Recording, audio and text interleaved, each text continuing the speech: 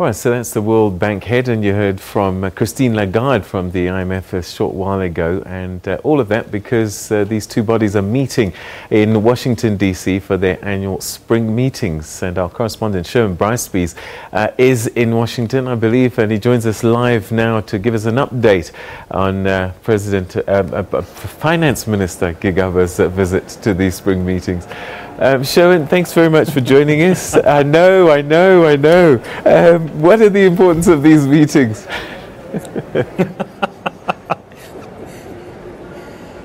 Very, very important for possibly future President Malusi Gigaba. Just a correction from France's earlier statement that he had landed in New York. He has landed in Washington, D.C. And just moments ago, I keep looking over my shoulder at the main sort of area where VIPs and ministers and DGs and Reserve Bank governors gather.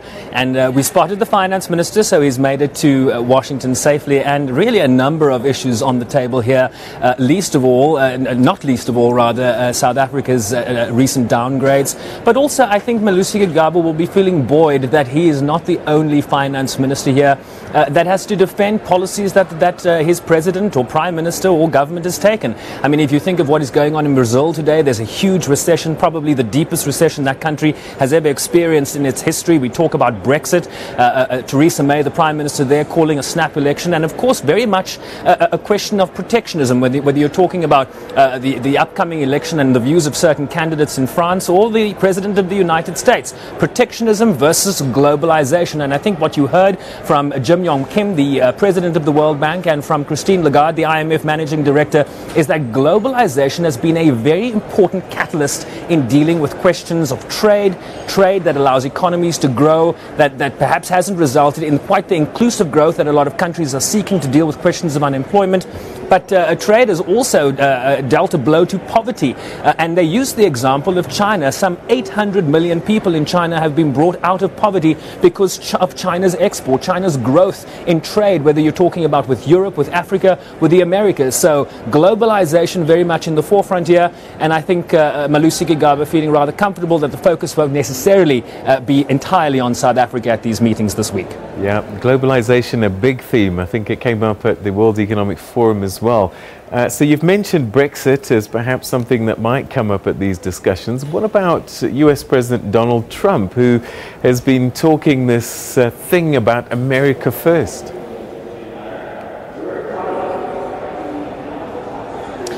Well, people and analysts journalists alike are also trying to figure out what the Trump doctrine is. And the first place they stop at is this notion of America first. I mean, he signed an executive order in Wisconsin just this week where he is pushing for companies and businesses to buy American products before they go outside. He wants companies, particularly in the tech industry in Silicon Valley, to hire American workers before they seek those expertise outside of the America's borders. So protectionism, countries looking inward, very much on the agenda here. Of course, that's not good news for countries like South Africa, for countries in Africa that seek growing trade so as to grow the economy.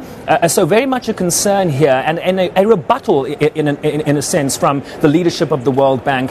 Whether you're talking about trade or whether you're talking about Donald Trump calling climate change a hoax, of course, the climate green economy, a very big focus here. So a great deal of repudiation in a perfectly diplomatic sense, Peter, that globalization has really done good in the world. Yes, we need to deal with trade imbalances, a big concern to President Donald Trump, particularly when you talk about their relationship with China, but very, very much a foundational setup here that globalization has been very good for the world, but how we take it into the future perhaps needs to be tightened here and there, but certainly not done away with. So the finance minister is out there on a PR trip of some kind. He's got to try and convince Moody's perhaps to stay on South Africa's side. Who else and what else will he be trying to achieve on this trip and convince who about what?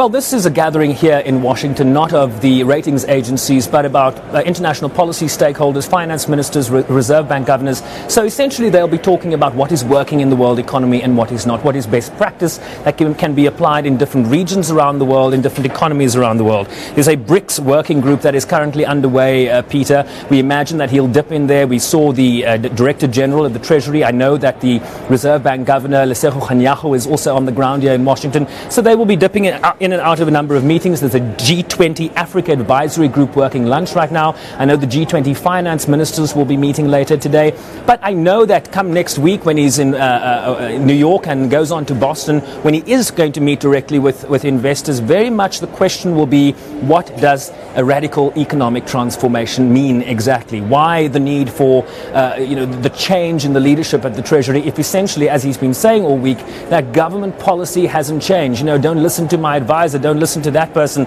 listen to me. So if policy isn't changing, what does that necessarily mean in terms of the political situation, the political dynamics in South Africa? And so he will have to do a lot of explaining in terms of whether this means nationalization of mines, whether this means in terms of South Africa's expropriation bill, the doing away with the willing buyer, willing seller notion, compensation not necessarily guaranteed in that sense. So these are very tough questions. This will be a very tough sell. And remember, this is a new environment for this finance minister. I mean, he has experiences in public enterprises, in home affairs, but finance is a different ballgame. And so this will be a big learning curve for him, and hopefully he'll stay on message. All right, Sherwin, that's where we'll leave it. That's Sherwin Bryce-Pease in Washington, head of the IMF and World Bank annual meetings, known as the spring meetings. But we thank him, and we'll catch up with him certainly as this trip and these meetings unfold.